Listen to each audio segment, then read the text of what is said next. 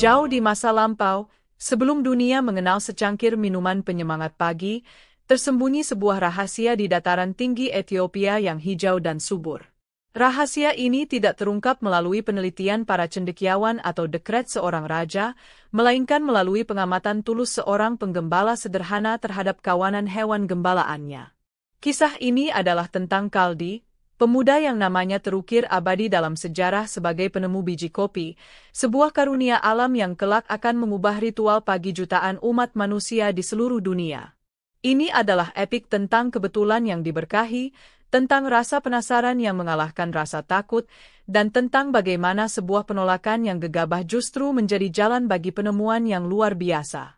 Perjalanan biji kopi dari semak belukar liar di perbukitan Kaffa hingga menjadi minuman yang dihormati di biara-biara suci adalah sebuah legenda yang layak untuk diceritakan kembali. Melalui 8 babak kisah ini, kita akan menelusuri jejak langkah Kaldi dan kambing-kambingnya yang menari, menyaksikan kelahiran minuman hitam pekat yang penuh pesona. Kisah Kaldi bermula sekitar abad ke-9 Masehi, sebuah era ketika dunia masih menyimpan banyak misteri yang belum terjamah. Di tengah keindahan alam Ethiopia, takdir memilih seorang pemuda biasa untuk menjadi perantara sebuah anugerah besar. Legenda ini bukan hanya sekadar dongeng pengantar tidur, melainkan sebuah cerminan bahwa penemuan besar seringkali datang dari sumber yang paling tidak terduga, menanti untuk ditemukan oleh mata yang jeli dan hati yang terbuka.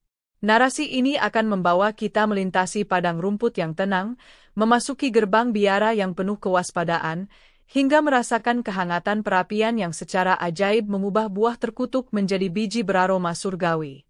Setiap alinea disusun untuk membangun suasana, menceritakan peristiwa secara kronologis, dan mengalir seperti sebuah kidung kuno yang mudah dipahami dan menarik untuk diikuti dari awal hingga akhir. Mari kita mulai perjalanan ini, kembali ke masa lalu, ke sebuah negeri yang permai tempat seorang penggembala dan kawanan kambingnya tanpa sengaja mengubah dunia. Sebuah kisah yang membuktikan bahwa Allah seringkali menitipkan rahmat-Nya pada hal-hal kecil di sekitar kita, menunggu saat yang tepat untuk diungkapkan demi kebaikan umat manusia. Inilah kisah lengkap penemuan kopi, minuman yang diberkahi. Di dataran tinggi Kaffa, sebuah provinsi kuno di Ethiopia yang dianugerahi tanah subur dan pemandangan memukau, hiduplah seorang penggembala bernama Kaldi. Hari-harinya diisi dengan rutinitas yang damai dan selaras dengan alam. Setiap fajar menyingsing, ia akan membangunkan kawanan kambingnya, membunyikan lonceng kecil sebagai pertanda dimulainya hari baru, dan menggiring mereka menyusuri lereng-lereng bukit untuk mencari rumputan segar. Kaldi adalah seorang pemuda yang tekun dan mencintai pekerjaannya dengan sepenuh hati. Alam Kaffa adalah sahabat sejatinya. Ia mengenal setiap sudut padang rumput, setiap lekuk lembah, dan di mana sumber air jernih mengalir. Baginya, kebahagiaan adalah melihat kambing-kambingnya merumput dengan lahap, perut mereka kenyang dan hati mereka senang. Ia seringkali duduk di bawah pohon rindang, memainkan seruling bambu sederhana yang alunan merdunya menjadi penenang bagi hewan-hewan gembalaannya dan juga bagi jiwanya sendiri. Kehidupannya sederhana, namun penuh dengan kedamaian dan rasa syukur. Kaldi memiliki ikatan yang kuat dengan setiap ekor kambing dalam kawanannya. Ia memberi mereka nama, memahami watak mereka, dan merawat mereka layaknya keluarga. Ia adalah pelindung mereka dari bahaya predator dan penjaga agar tidak ada satupun yang tersesat. Tanggung jawab ini ia pikul dengan kesabaran dan kasih sayang, meyakini bahwa tugasnya sebagai penggembala adalah sebuah amanah suci yang dipercayakan Allah kepadanya. Ia tidak pernah meminta lebih dari apa yang ia miliki. Ritme kehidupannya yang teratur membuatnya menjadi pribadi yang peka terhadap perubahan sekecil apapun di sekitarnya. Ia terbiasa dengan suara embikan kambing yang tenang, gerakan mereka yang lambat saat hari mulai lelah, dan bagaimana mereka akan berkumpul saat senja tiba. Pengetahuannya yang mendalam tentang perilaku kawanannya inilah yang pada akhirnya akan menjadi kunci bagi sebuah penemuan yang tak pernah ia bayangkan sebelumnya. Hingga suatu hari, sebuah keanehan memusik ketenangan rutinitasnya. Pemandangan yang ia saksikan sore itu begitu ganjil dan di luar kebiasaan, menjadi awal dari sebuah peristiwa yang tidak hanya akan mengubah nasibnya, tetapi juga alur sejarah dunia. Sesuatu yang baru telah menyentuh kehidupan damainya di perbukitan Kaffa, dan semuanya berawal dari tingkah laku aneh kawanan kambing yang sangat ia cintai. Pada suatu sore yang cerah, ketika matahari mulai condong ke barat, Kaldi bersiap untuk menggiring kawanannya pulang. Namun, ia tertegun oleh sebuah pemandangan yang luar biasa. Sebagian kambingnya tidak menunjukkan tanda-tanda kelelahan seperti biasanya. Sebaliknya, mereka melompat-lompat dengan energi yang meluap, mengembik dengan suara riang, dan berputar-putar seolah-olah sedang menari tanpa musik. Perilaku mereka begitu hidup dan penuh semangat, sangat kontras dengan suasana senja yang biasanya tenang. Kaldi mengernyitkan dahi, mencoba memahami apa yang sedang terjadi. Ia mendekat dengan perlahan, matanya yang awas mengamati setiap gerakan kambing-kambingnya yang tampak gembira itu. Ini bukan perilaku normal. Ia belum pernah menyaksikan hewan-hewan gembalaannya seaktif ini setelah seharian penuh merumput. Rasa penasarannya yang besar mendorongnya untuk mencari sumber dari energi misterius yang merasuki kawanannya. Pandangannya kemudian tertuju pada sebuah area di mana kambing-kambing yang paling energik itu berkumpul. Di sana, tumbuh serumpun semak belukar yang rimbun dengan dedaunan hijau gelap. Yang lebih menarik perhatian adalah buah-buahnya yang kecil, bulat, dan berwarna merah cerah seperti buah ceri. Kaldi melihat dengan jelas kambing-kambingnya dengan rakus memakan buah-buah merah dari semak tersebut. Sebuah dugaan mulai terbentuk di benaknya. Ia terus mengamati untuk memastikan hubungannya. Benar saja, hanya kambing-kambing yang telah memakan buah merah itulah yang menunjukkan vitalitas luar biasa. Mereka tidak tampak sakit atau keracunan, justru sebaliknya, mereka terlihat sangat sehat dan bersemangat. Kaldi mulai yakin bahwa buah buni yang tampak menggiurkan inilah penyebab utama dari tarian aneh kambing-kambingnya. Keesokan harinya, untuk menguji dugaannya, Kaldi dengan sengaja menggiring kawanannya kembali ke dekat semak misterius itu. Hasilnya persis sama. Kambing-kambing itu kembali menyerbu buah merah tersebut dan tak lama kemudian, pertunjukan tarian kambing yang penuh energi terulang kembali. Kini, tidak ada lagi keraguan dalam benak Kaldi. Ia telah menemukan sesuatu yang istimewa, sebuah tanaman dengan kekuatan yang belum pernah ia kenal sebelumnya. Rasa penasaran Kaldi telah mengalahkan kehati-hatiannya. Setelah menyaksikan fenomena yang sama berulang kali, ia memutuskan bahwa ia tidak bisa hanya menjadi penonton. Ia harus merasakan sendiri khasiat dari buah yang telah membuat kambing-kambingnya begitu bersemangat. Dengan langkah mantap, ia mendekati semak belukar itu, tangannya terulur untuk memetik beberapa buah merah yang paling matang. Sejenak ia ragu. Ia teringat nasihat para tetua untuk tidak sembarangan memakan tanaman liar yang tidak dikenal. Namun, melihat kawanannya yang tetap bugar dan ceria memberinya keberanian. Sambil memanjatkan doa dalam hati, memohon perlindungan dari Allah atas apa yang akan ia lakukan, Kaldi memasukkan sebutir buah merah itu ke dalam mulutnya. Ia mengunyahnya perlahan-lahan, merasakan tekstur dan rasanya. Rasa buah itu ternyata unik, perpaduan antara sedikit manis dan sedikit pahit. Setelah menelannya, ia menunggu dengan waspada, merasakan setiap perubahan yang mungkin terjadi pada tubuhnya. Perlahan tapi pasti, ia merasakan sesuatu yang luar biasa. Rasa lelah yang biasa membayanginya di siang hari seketika lenyap. Gelombang energi yang hangat dan menyegarkan terasa mengalir ke seluruh anggota badannya. Pikirannya menjadi lebih waspada dan jernih dari sebelumnya. Semangatnya berkobar seolah-olah ia baru saja terbangun dari tidur yang panjang. Ia merasa begitu ringan dan berenergi hingga rasanya ingin ikut melompat dan menari bersama kawanan kambingnya. Sebuah tawa kebahagiaan pun pecah dari mulutnya. Ia sadar, ini bukan buah biasa, ini adalah sebuah anugerah tersembunyi.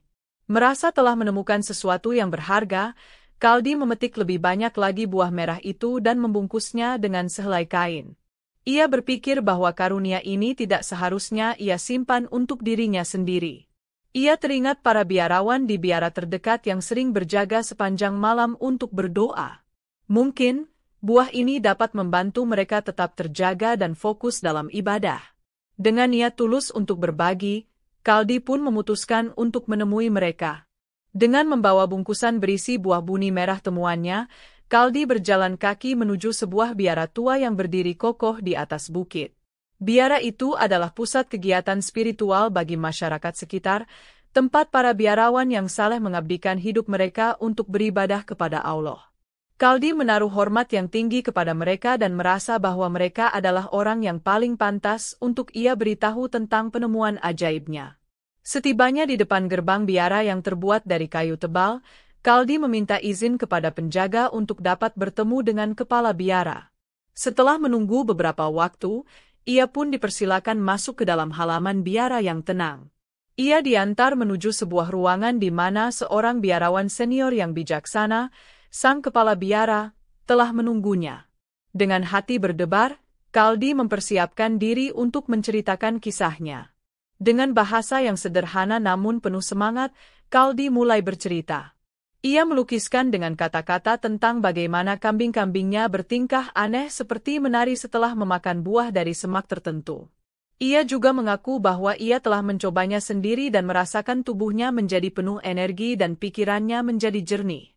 Untuk meyakinkan sang biarawan, ia membuka bungkusan kainnya dan memperlihatkan buah-buah merah segar yang ia bawa. Kepala biara mendengarkan penuturan Kaldi dengan saksama, namun raut wajahnya menunjukkan skeptisisme. Sebagai seorang rohaniwan yang telah melihat banyak hal, ia terbiasa memandang segala sesuatu yang baru dan aneh dengan penuh kecurigaan. Ia mengambil sebutir buah dari tangan Kaldi, membolak-baliknya, namun tatapannya tetap dingin dan tidak terkesan sama sekali. Niat baik Kaldi untuk berbagi tampaknya tidak disambut seperti yang ia harapkan. Ia mengira akan mendapat pujian atau setidaknya ucapan terima kasih, namun yang terjadi justru sebaliknya. Sang kepala biara memandang buah itu, lalu beralih menatap Kaldi dengan pandangan yang tajam dan penuh ketidaksenangan, seolah Kaldi telah membawa pengaruh buruk ke dalam tempat suci itu. Awan kekecewaan mulai menggelayuti hati sang penggembala. Dengan pandangan yang konservatif, kepala biara itu segera menolak mentah-mentah cerita Kaldi. Ia mencap buah pemberi energi itu sebagai godaan duniawi, sebuah tipu daya iblis yang diciptakan untuk mengganggu kehusyukan manusia dalam beribadah. Menurutnya, segala sesuatu yang memberikan kenikmatan atau kekuatan instan pastilah berasal dari sumber yang tidak baik dan dapat menjauhkan jiwa dari jalan Allah. Tanpa memberi kesempatan Kaldi untuk menjelaskan lebih jauh, kepala biara itu dengan kasar merebut bungkusan kain dari tangan Kaldi. Dengan nada suara yang meninggi karena marah, ia menyatakan bahwa benda seperti ini adalah najis dan harus segera dimusnahkan agar tidak menyebarkan pengaruh buruknya. Ia berbalik dan berjalan dengan langkah cepat menuju perapian besar di tengah ruangan yang apinya sedang menyala terang. Kaldi hanya bisa berdiri mematung, menyaksikan dengan nanar saat kepala biara itu melemparkan seluruh buah buni hasil temuannya ke dalam kobaran api. Niat tulusnya untuk membantu para biarawan kini berakhir dengan penolakan yang menyakitkan.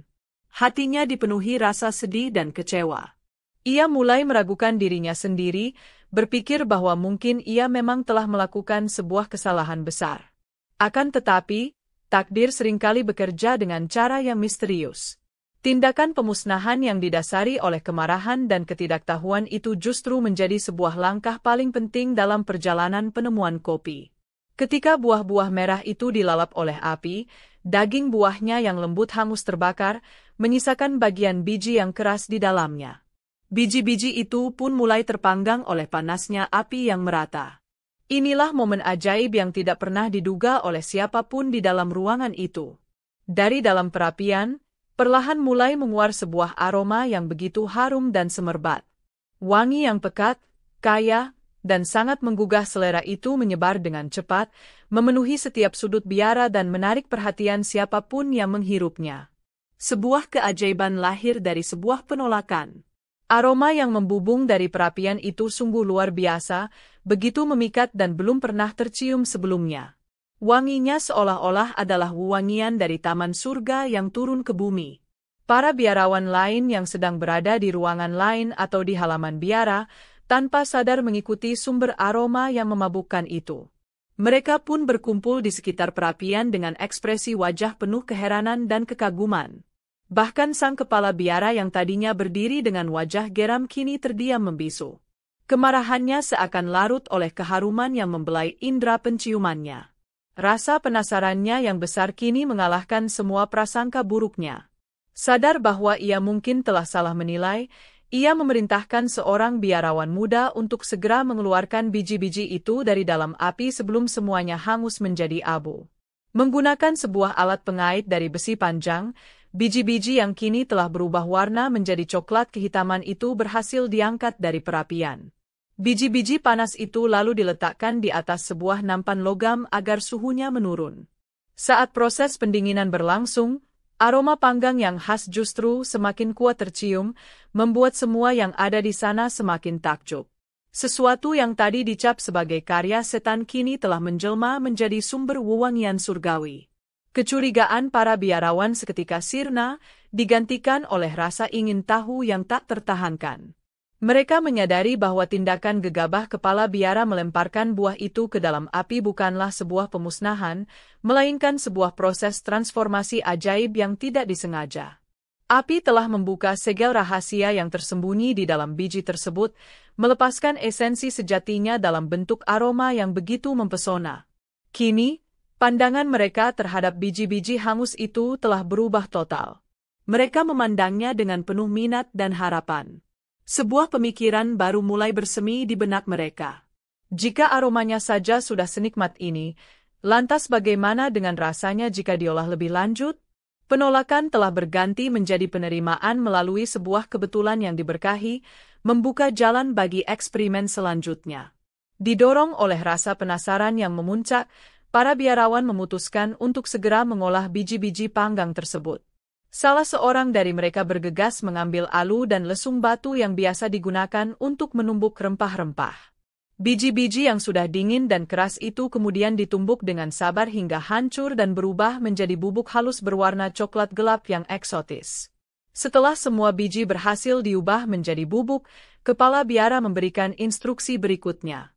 Berdasarkan pengalaman mereka membuat minuman dari aneka herbal, ia memerintahkan agar bubuk itu dimasukkan ke dalam sebuah kendi tanah liat. Kemudian, air mendidih dituangkan ke dalam kendi tersebut, menyeduh bubuk halus itu. Seketika, air bening berubah menjadi cairan hitam pekat, mengepulkan uap dengan aroma kopi yang lebih kuat dan nikmat. Minuman kopi pertama di dunia pun telah tercipta. Dengan penuh antisipasi, minuman hitam itu dituangkan ke dalam cangkir-cangkir kecil. Sebagai orang yang bertanggung jawab atas penemuan tidak sengaja ini, sang kepala biara menjadi yang pertama kali mencicipinya. Ia mengangkat cangkir itu, menghirup aromanya sekali lagi, lalu menyeruput cairan panas itu perlahan. Rasa pahit yang kuat langsung menyapa lidahnya, namun diikuti oleh lapisan cita rasa yang kaya dan kompleks yang belum pernah ia temukan pada minuman manapun. Beberapa saat setelah meminumnya, ia merasakan efek yang sama persis seperti yang diceritakan Kaldi sebelumnya. Rasa kantuk yang biasa menyerangnya di malam hari sirna seketika. Pikirannya terasa lebih tajam dan fokus, sementara tubuhnya terasa bugar dan penuh energi. Para biarawan lain yang ikut mencoba pun merasakan khasiat yang sama. Wajah mereka berseri-seri penuh kegembiraan, menyadari bahwa mereka telah menemukan jawaban atas doa mereka. Minuman ini adalah anugerah yang luar biasa. Ia mampu membantu mereka untuk tetap terjaga sepanjang malam, memungkinkan mereka untuk beribadah, berdoa, dan mempelajari kitab suci dengan konsentrasi penuh tanpa harus berjuang melawan kantuk. Mereka pun sepakat bahwa minuman ini adalah karunia dari Allah. Mereka menamainya kahwa, sebuah istilah dalam bahasa Arab pada masa itu yang bisa berarti sesuatu yang menahan kantuk. Sejak malam penemuan yang penuh keajaiban itu, minuman kahwa atau kopi menjadi ritual wajib bagi para biarawan di biara tersebut. Mereka mulai secara rutin memetik buah-buah merah dari perbukitan Kaffa, memanggang bijinya di atas perapian, menumbuknya hingga halus, dan menyeduhnya untuk menemani malam-malam panjang mereka yang diisi dengan pengabdian.